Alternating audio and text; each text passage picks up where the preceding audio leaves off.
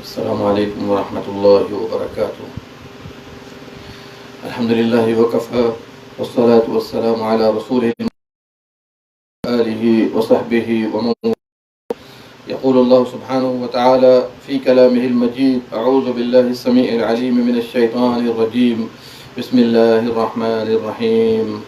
شهر رمضان الذي أنزل فيه القرآن هدى للناس وبينات من الهدى والفرقان فمن شهد منكم الشهر فليصم ومن كان مريضا أو على سفر فعدة من أيام أخر يريد الله بكم اليسر ولا يريد بكم العسر ولتكملوا العدة ولتكبروا الله على ما هداكم ولعلكم تشكرون.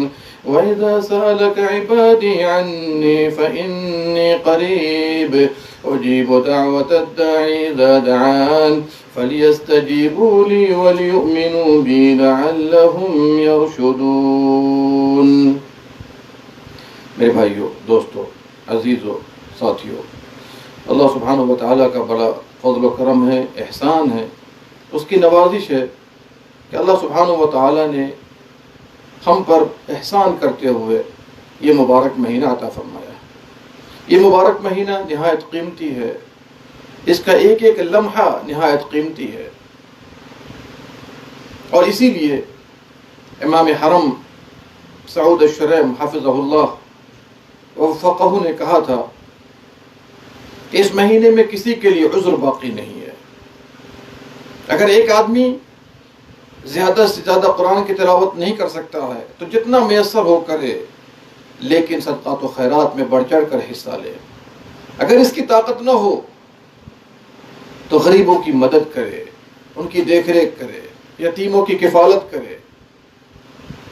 اور اگر یہ بھی میسر نہ ہو تو وہ اچھی بات کرے، جھوٹ، چوری، امانت میں خیانت، گندی باتوں سے منہ کو دور رکھے تاکہ اس کا روزہ خراب نہ ہو، رمضان کا مہینہ اس کے خلاف شکایت نہ کرے.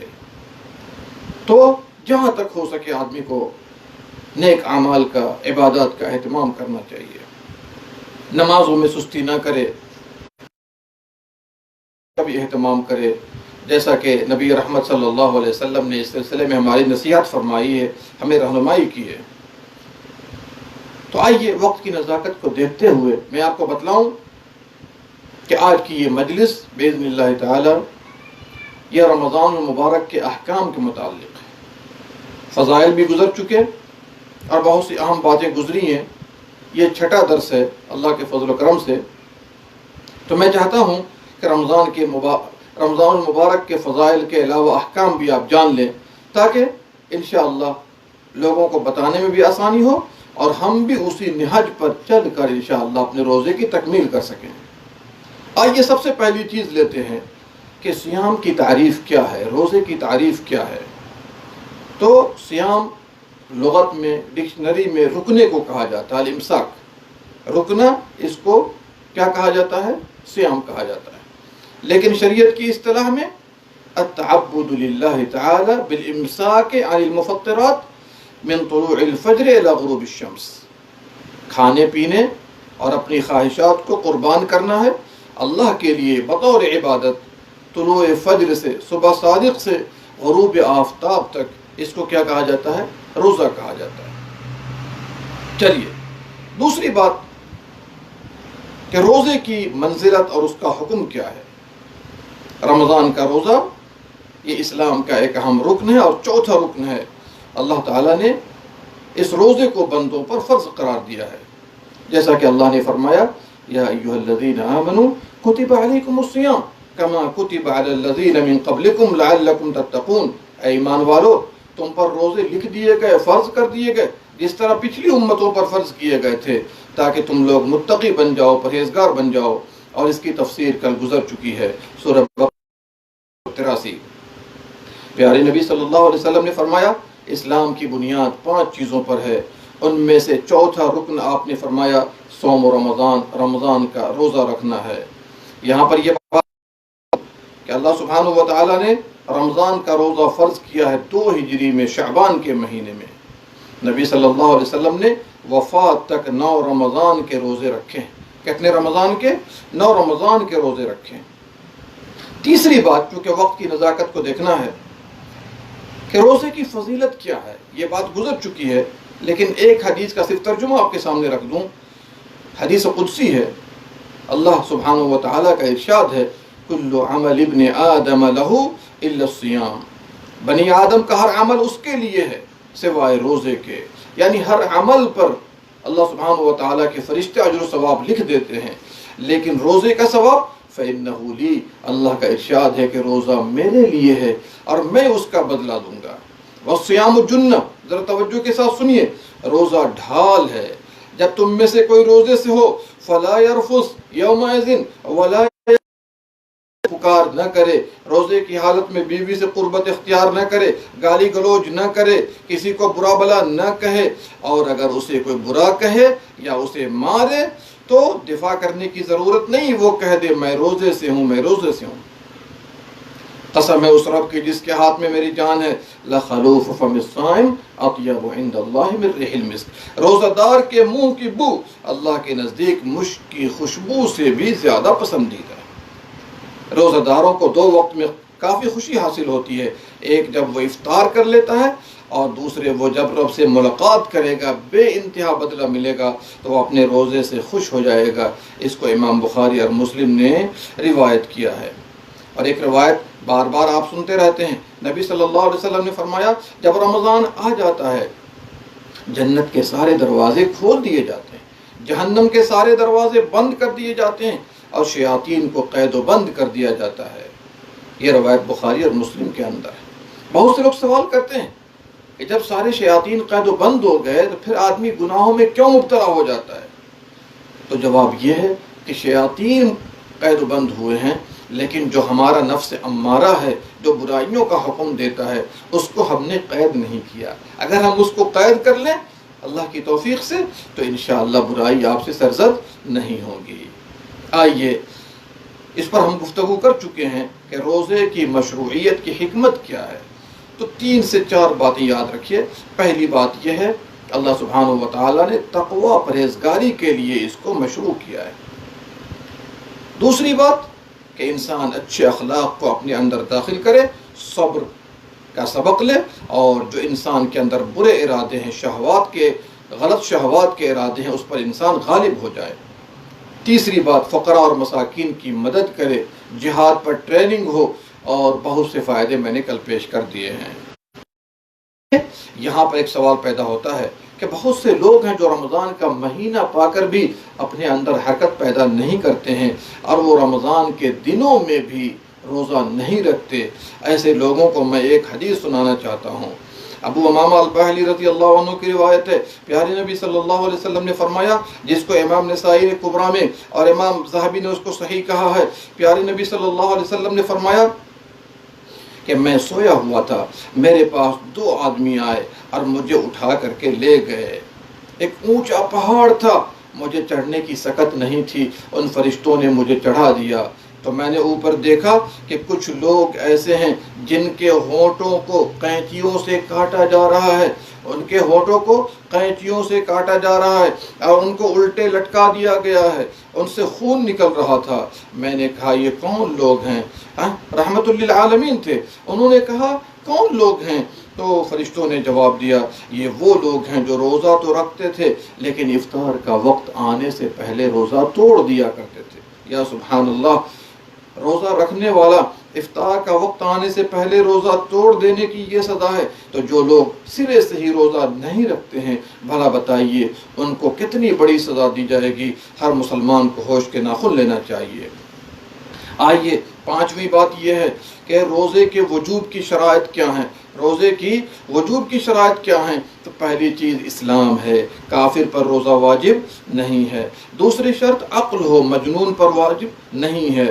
تیسری شرط کیا ہے؟ بالغ ہونا چاہیے، بچوں پر واجب نہیں ہے، لیکن عادت رکھنے کے لیے، نیکیوں کے تلقین کے لیے بچوں کو حکم دیا جائے تاکہ وہ روزہ رکھیں اور اس کی عادت بنے، اور بڑے چل کر کے بھی روزہ رکھیں۔ 5ویں شرط کیا ہے؟ کہ بندہ مقیم ہو، مسافر نہیں ہونا چاہیے۔ 6ٹھی شرط چھٹی بات یاد رکھیے یہاں پر کہ روزے کی صحت کی بھی کچھ شرطیں ہیں. روزہ صحیح اور درست نہیں ہوگا جب تک یہ شرطیں نہ پائی جائیں. پہلی چیز اسلام ہے، مسلمان ہونا چاہیے تب بندے کا روزہ صحیح.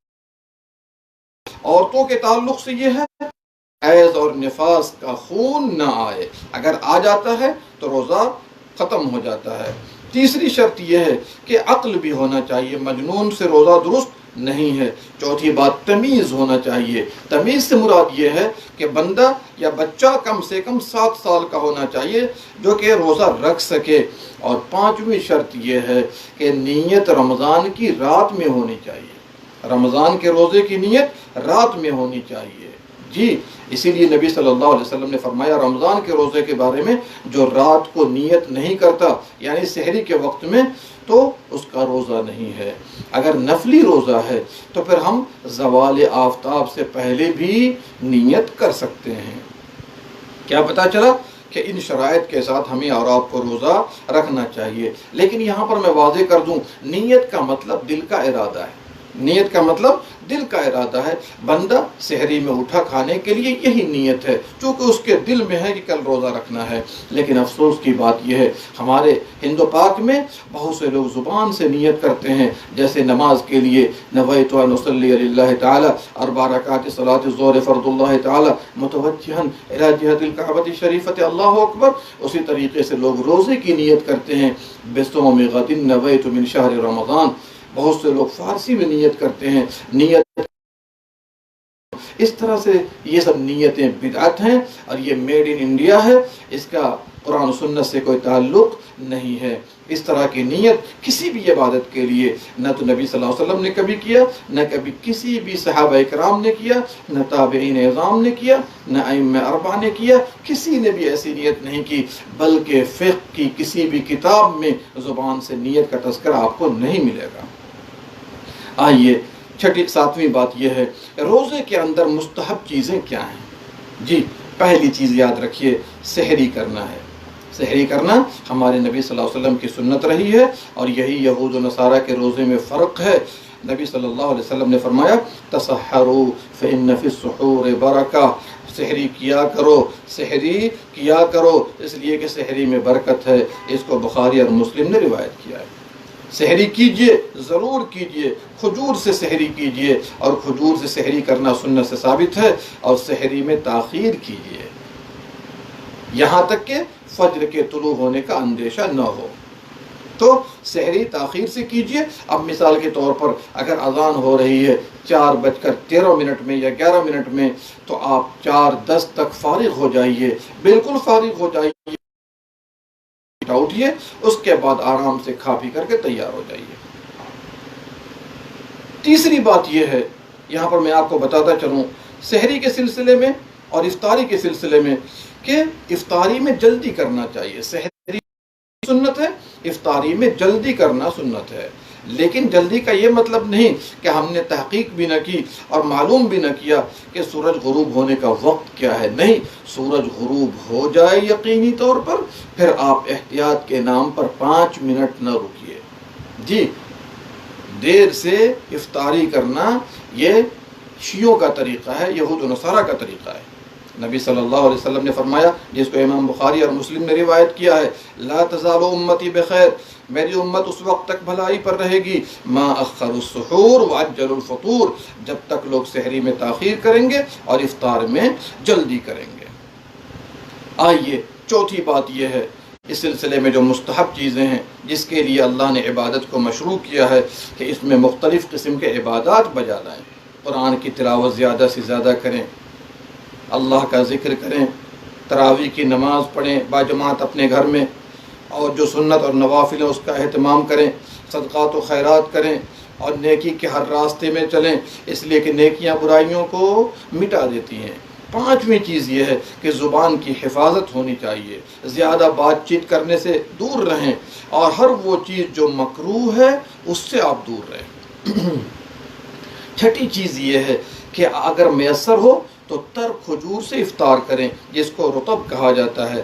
اگر یہ چیز میسر نہ ہو تو عام کھجور سے افطار کریں، اگر یہ بھی میسر نہ ہو تو پانی سے افطار کریں، جیسا کہ ترمذی، ابو داؤد وغیرہ میں نبی صلی اللہ علیہ وسلم کا ارشاد گرامی موجود ہے۔ ساتویں مستحب چیز کیا ہے؟ افطار کے وقت دعا کریں۔ بھائی روزہ دار کی ہر وقت کی دعا قبول ہوتی ہے، لیکن اگر افطار کے وقت بیٹھتے ہیں، آئٹمس آپ کے سامنے میں ہوتے ہیں، اس وقت دعا کیجئے، اللہ آپ کی دعا کو ضرور قبول کرے گا، جیسا کہ نبی صلی اللہ علیہ وسلم کا فرمان ابن ماجہ کے اندر موجود ہے۔ آٹھویں چیز کیا ہے کہ روزے کی حالت میں کیا کیا چیزیں مکروہ ہیں اور کیا کیا چیزیں حرام ہیں۔ یاد رکھیے، روزے دار پر حرام ہے کہ وہ جھوٹ بولے، غیبت کرے، چغل خوری کرے، کسی کو گالی دے، گندی بات کرے، لوگوں کو تکلیف دے، اور خاص طور سے روزے کی حالت میں ایسا کرنا حرام ہے۔ حالانکہ حرام تو ہر وقت میں، لیکن روزے کی حالت میں ایسا کرنا حرام ہے، اس سے سخت اجتناب کرنا چاہیے۔ نبی صلی اللہ علیہ وسلم نے فرمایا، من لم يدع قول الزور والعمل به فليس لله حاجة في ان يدع طعامه وشرابه۔ جو آدمی روزہ رکھ کر بھی جھوٹ بولنا اور جھوٹ پر عمل کرنا نہیں چھوڑتا، اللہ کو اس کے بھوکے پیاسے رہنے کی کوئی ضرورت نہیں ہے۔ نسائی کے اندر ایک روایت ہے، نبی صلی اللہ علیہ وسلم سے کہا صحابہ نے، اے اللہ کے نبی صلی اللہ علیہ وسلم روزے کے بارے میں کیا کہتے ہیں؟ آپ نے فرمایا، الصیام جنہ، روزہ ڈھال ہے، روزہ ڈھال ہے، گناہوں سے بچاؤ کا، جہنم سے بچاؤ کا، ما لم یخرقھا، جب تک روزہ دار اس میں سوراخ نہ کر دے۔ صحابہ نے کہا، اے اللہ کے نبی صلی اللہ علیہ وسلم آدمی روزہ میں کیسے سوراخ کرے گا؟ کہا، بکذب او غیبہ، جھوٹ بول کر کے یا غیبت کر کے۔ ایک صحابی جابر بن عبداللہ رضی اللہ عنہ فرماتے ہیں، جیسے تمہارا پیٹ روزے سے ہو ویسے تمہارا منہ بھی روزے سے ہونا چاہیے، اور عام دنوں کو اور روزے کے دنوں کو برابر نہ کرنا۔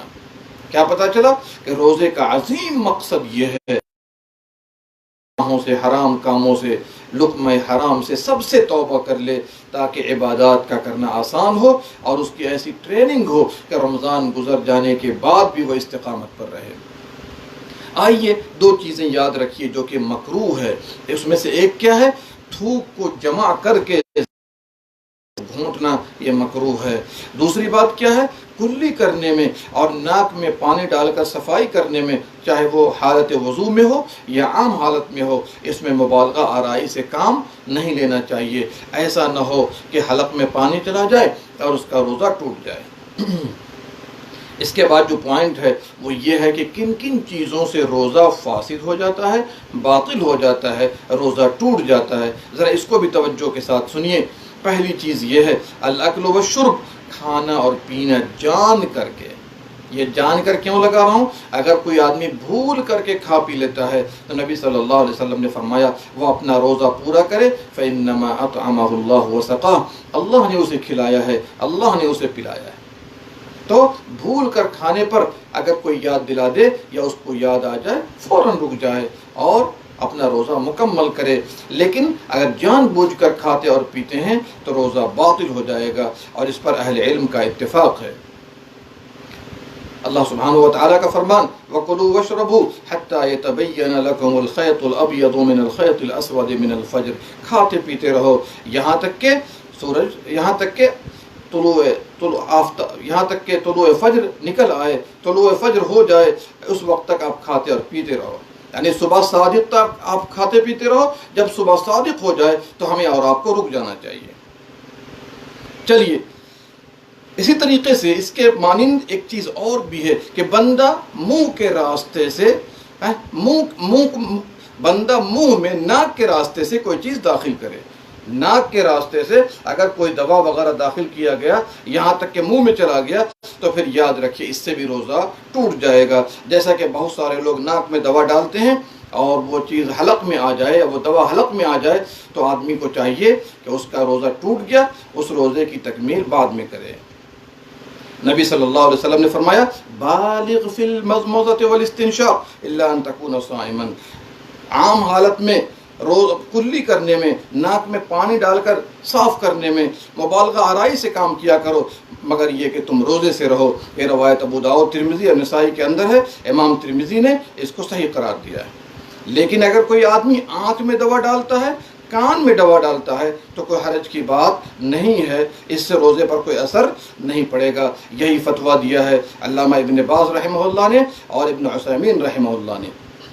دوسری چیز جو روزہ توڑنے والی ہے، ہر وہ چیز جو کھانے اور پینے کی طرح ہو، ہر وہ چیز جو کھانے اور پینے کی طرح ہو جس سے انسان اپنے جسم میں تقویت محسوس کرتا ہے، تو اس سے بھی روزہ ٹوٹ جائے گا۔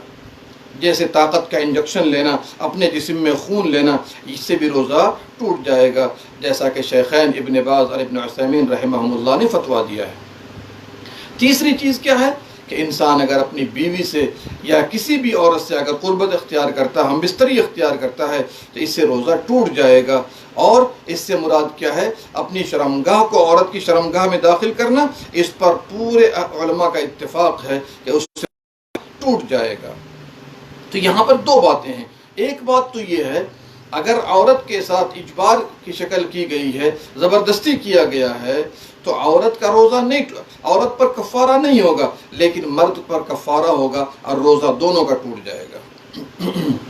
اگر ایسی غلطی ہو گئی، جو کہ سب سے بڑی غلطی ہے، تو چار چیزیں انسان پر آتی ہیں۔ پہلی چیز، توبہ کرے گا، غلطی ہوئی ہے توبہ کرے۔ دوسری بات، بقیہ دن کو مکمل کرے روزہ رکھ کر کے، بقیہ دن کو روزہ کی حالت میں مکمل کرے۔ تیسری بات، اس روزے کی قضا بھی کرے، اس روزے کی رمضان کے بعد قضا کرے۔ اور چوتھی چیز، اس پر کفارہ بھی آتا ہے۔ کیا آتا ہے؟ کفارہ آتا ہے۔ کفارہ کیا ہے کہ پہلے تو غلام آزاد کرنا ہے، اور اگر چونکہ آج کل اس کا سسٹم نہیں ہے تو پھر کیا کرے گا؟ لگاتار 2 مہینہ روزہ رکھے گا، اور اگر اس کی طاقت نہ ہو تو 60 مسکین کو کھانا کھلائے گا۔ اور جیسا کہ میں نے پہلے بتا دیا، اگر عورت پر اجبار کیا گیا ہے تو اس کے ذمہ کفارہ نہیں ہے، لیکن بعد میں روزہ مکمل کرے گی۔ رضامندی سے یہ کام کیا ہے تو دونوں کو ہی یہ کفارہ ادا کرنا ہوگا، جیسا کہ علماء کرام رحمہم اللہ نے واضح کیا ہے۔ چوتھی چیز کیا ہے جس سے روزہ یا نہیں ٹوٹتا؟ علماء کرام نے پچنا لگوانے کے متعلق اختلاف کیا ہے، روزہ ٹوٹتا ہے یا نہیں ٹوٹتا ہے۔ لیکن صحیح بات یہ ہے کہ پچنا لگوانے سے روزہ نہیں ٹوٹتا ہے، جیسا کہ امام ابو حنیفہ، امام مالک، امام شافعی رحمہم اللہ کا موقف رہا ہے۔ امام احمد بن حنبل رحمۃ اللہ علیہ فرماتے ہیں کہ اس سے روزہ ٹوٹ جاتا ہے، لیکن صحیح بات یہ ہے کہ روزہ نہیں ٹوٹتا ہے۔ بخاری کے اندر عبداللہ ابن عباس رضی اللہ عنہما کی روایت ہے کہ نبی صلی اللہ علیہ وسلم نے حالت احرام میں پچنا لگوایا، واحتجم وهو صائم، اور روزے کی حالت میں بھی پچنا لگوایا ہے۔ اس سے کیا پتہ چلا کہ روزے کی حالت میں پچنا لگوا سکتے ہیں۔ لیکن ایک روایت پیش کی جاتی ہے جس میں نبی صلی اللہ علیہ وسلم کا فرمان ہے، افطر الحاجم والمحجوم، پچنا لگانے والے اور جس نے پچنا لگوایا ہے، پچنا لگانے والا اور جس نے لگایا ہے اس کا، ان دونوں کا روزہ ٹوٹ گیا۔ ایک روایت یہ بھی آتی ہے جسے امام احمد نے استدلال کیا ہے، لیکن صحیح بات یہ ہے کہ یہ حدیث منسوخ ہے، یہ حدیث منسوخ ہے۔ اسی طرح ام علقمہ کہتی ہیں کہ ہم لوگ اما عائشہ کے پاس پچنا لگوایا کرتے اور وہ ہمیں منع نہیں کرتی، وہ ہمیں منع نہیں کرتی۔ کیا پتہ چلا کہ پچنا لگوانے سے روزہ ٹوٹتا نہیں ہے۔ صحیح بات یہ ہے کہ روزہ نہیں ٹوٹتا ہے، لیکن میں کہوں گا احتیاط یہ ہے کہ شام تک انتظار کرے تاکہ اختلاف سے باہر ہو۔ پانچویں بات یہ ہے کہ اگر عورت کو ماہواری آ جائے یا نفاس کا خون آ جائے، ولادت پر جو خون آتا ہے، اس سے بھی روزہ ٹوٹ جاتا ہے بے اتفاق علماء۔ اس سلسلے میں نبی صلی اللہ علیہ وسلم نے فرمایا، الیس اذا حاضت لم تصلی ولم تصوم،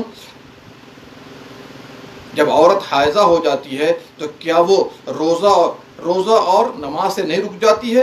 تو اس سے کیا پتہ چلا کہ اگر یہ بات ہو جائے عورت کے اندر تو پھر وہ روزہ نہیں رکھے گی، بعد میں انشاءاللہ مکمل کرے گی۔ لیکن ایسی عورت کے لیے بقیہ دن کا رکنا ضروری نہیں ہے، بلکہ وہ کھا پی سکتی ہے، کوئی حرج کی بات نہیں ہے۔ عام طور پر خواتین کہ ماہواری نہ آئے اس کے لیے دوا استعمال کرتی ہیں، ٹیبلٹ وغیرہ استعمال کرتی ہیں، تو میں اس سلسلے میں کہوں گا، اور علماء کرام نے بھی کہا ہے کہ اس طرح کرنے کی ضرورت نہیں ہے، اس لیے کہ اللہ کے ارکام میں حکمت ہے اور عورت کا فائدہ ہے، اس لیے اگر آئے تو کوئی بات نہیں ہے، رمضان کے بعد ان دنوں کی وہ تکمیل کریں گی۔ چھٹی بات یہ ہے جس سے روزہ ٹوٹ بوجھ کر قے کرنا، الٹی کرنا۔ اگر خود بخود آ جائے روزے پر کوئی اثر نہیں پڑے گا، لیکن جان کر کے الٹی نہیں کرنا۔ صلی اللہ علیہ وسلم نے فرمایا من ذرعہ القی فلیس علیہ قضاء، جس کو خود بخود الٹی آ جائے اس پر قضا نہیں ہے، لیکن جو جان بوجھ کر قے کرے وہ روزہ پورا کرے گا۔ رواہ ابو داؤد و ترمذی وغیرہم۔ اور اسی کا فتویٰ دیا ہے ابن باز ابن عثیمین رحمہم اللہ نے۔ ساتویں چیز یہ ہے کہ بیداری کی حالت میں جان بوجھ کر منی خارج کرنا، چاہے وہ ہاتھ سے ہو یا بیوی کے ساتھ بوس و کنار سے ہو، اس سے پرہیز کرنا چاہیے روزے کی حالت میں۔ نبی صلی اللہ علیہ وسلم کا فرمان ہے یترک طعامہ و شرابہ و شہوتہ من اجلی، وہ اپنے کھانے کو، اپنے پانی کو اور اپنی شہوت کو میرے لیے چھوڑ دیتا ہے۔ کیا پتہ چلا؟ اس سے پرہیز کرنا چاہیے۔ یہ روایت بخاری اور مسلم کے اندر ہے۔ آٹھویں بات یہ ہے کہ آدمی کو جان بوجھ کر بھاپ ناک کے ذریعے پیٹ میں داخل نہیں کرنا چاہیے، اس کا بڑا اثر ہوتا ہے۔ اور نویں چیز یہ ہے کہ انسان جب اپنے پھیپھڑے وغیرہ کو یا کلیجی کو دھلواتا ہے، اگر خون کوئی تبدیلی ہوتی ہے یا اس کے اندر کوئی ایسا مواد غذائیہ ڈالا جاتا ہے، اضافہ کیا جاتا ہے، تو اس سے بھی روزہ ٹوٹ جاتا ہے، جیسا کہ عبدالعزیز بن باز رحمہ اللہ اور محمد بن عثیمین رحمہ اللہ نے فتویٰ دیا ہے۔ آخری چیز یہ ہے نیت میں بندہ اگر تردد کر بیٹھے اس سے بھی روزہ ٹوٹ جاتا ہے۔ نیت میں بندہ اگر تردد کر گیا کہ میں رکھوں کہ نہ رکھوں، یا اس نے نیت کر لی کہ میں روزہ توڑ دیتا ہوں، گرچہ اس نے کچھ کھایا پیا نہیں ہے، تو روزہ اس سے کیا ہوگا؟ ٹوٹ جائے گا۔ یہ 10 چیزیں ہیں جس سے روزہ ٹوٹ جاتا ہے، آدمی کو ہوشیار رہنے کی ضرورت ہے۔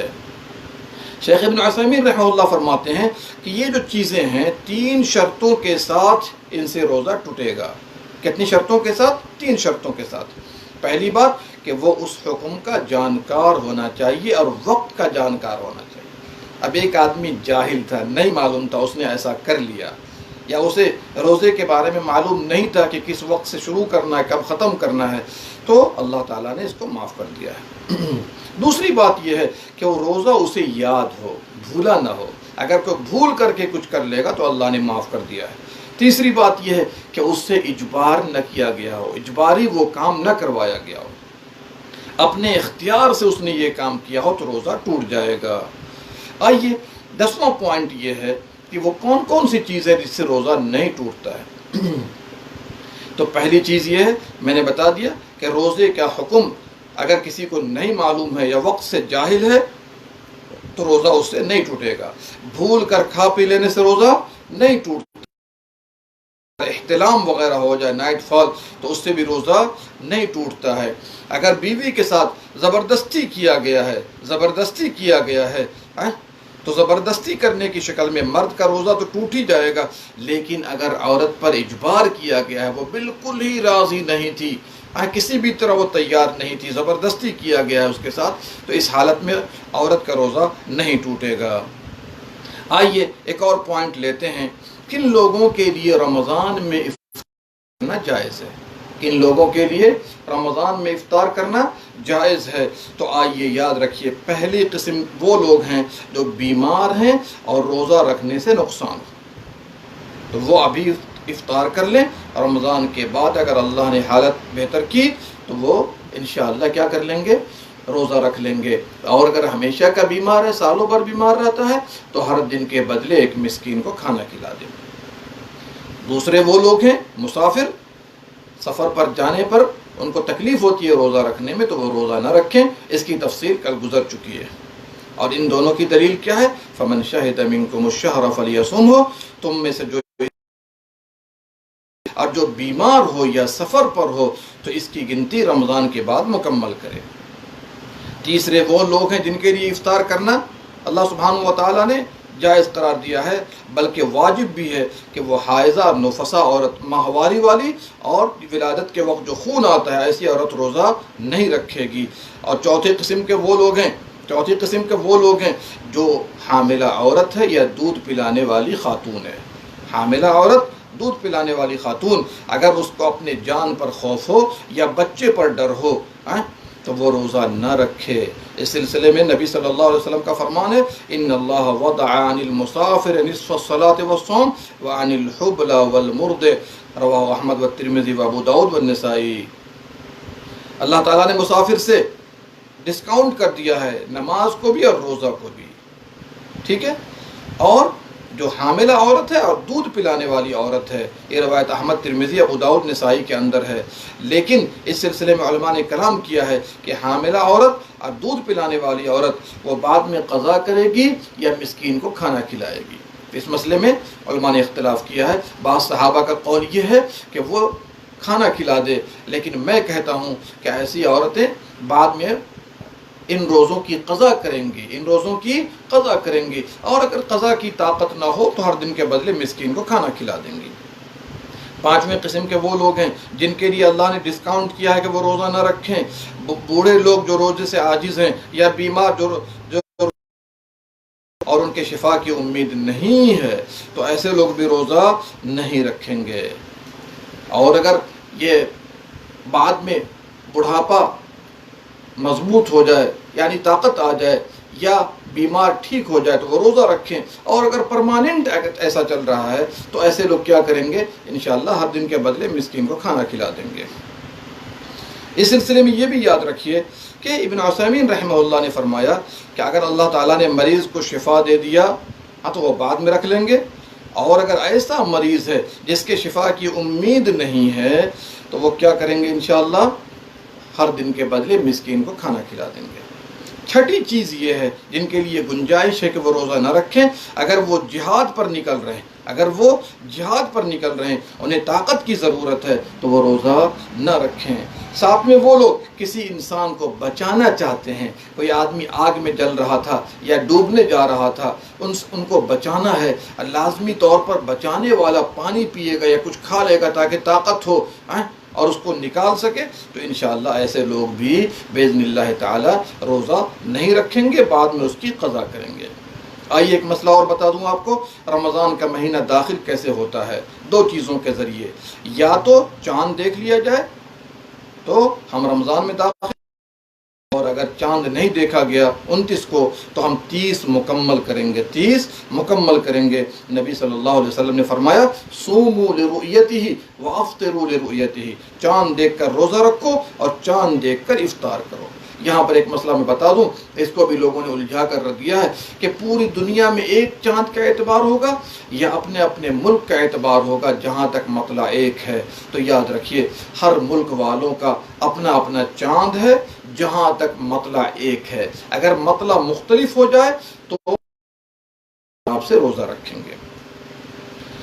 چلیے، تو ہم نے بتا دیا نیت کے بارے میں بھی کہ جو رمضان کا روزہ ہے اس کی نیت انشاءاللہ صبح صادق سے پہلے کی جائے گی، سحری کے وقت میں کی جائے گی، اور نیت دل کے ارادے کا نام ہے، زبان سے کرنا بدعت ہے۔ یہاں پر یہ بھی یاد رکھیے اگر آدمی پہلی رات کو نیت کر لے اور کنٹینیو کر رہا ہے تو اسے ہر رات کو نیت کرنے کی ضرورت نہیں ہے، الا یہ کہ کٹ اپ ہو جائے، انقطاع ہو جائے تو پھر وہ نیت کی تجدید کرے گا دل میں۔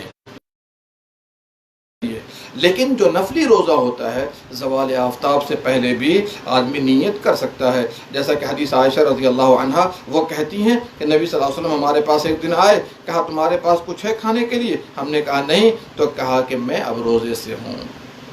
تو یہ آپ نے خبر دے دی کہ اب میں نے روزہ رکھ لیا ہے، یہ زبان سے نیت نہیں ہے۔ بعض علماء سو نے اس حدیث سے استدلال پکڑنے کی کوشش کی ہے کہ نبی صلی اللہ علیہ وسلم نے زبان سے نیت کی، بلکہ ایسی بات نہیں ہے، نیت تو دل میں کی اور بتا دیا کہ اب میں انشاءاللہ روزے سے ہوں۔ اس کو امام مسلم نے روایت کیا ہے۔ چلیے، تو یہ چند باتیں میں نے آپ کے سامنے پیش کر دی ہیں، اور کل کی مجلس انشاءاللہ سعودی ٹائم سے 1 بجے، انڈین ٹائم سے 3:30 بجے، نیپالی ٹائم سے 3:45 بجے، اور پاکستانی ٹائم سے انشاءاللہ 3 بجے باذن اللہ تعالی۔ رمضان کے روزے سے متعلق بہت سارے اشکالات ہیں، سوالات ہیں، تو ان سوالات کو میں لانے کی کوشش کروں گا تاکہ یہ مسائل زیادہ سے زیادہ واضح ہو سکیں۔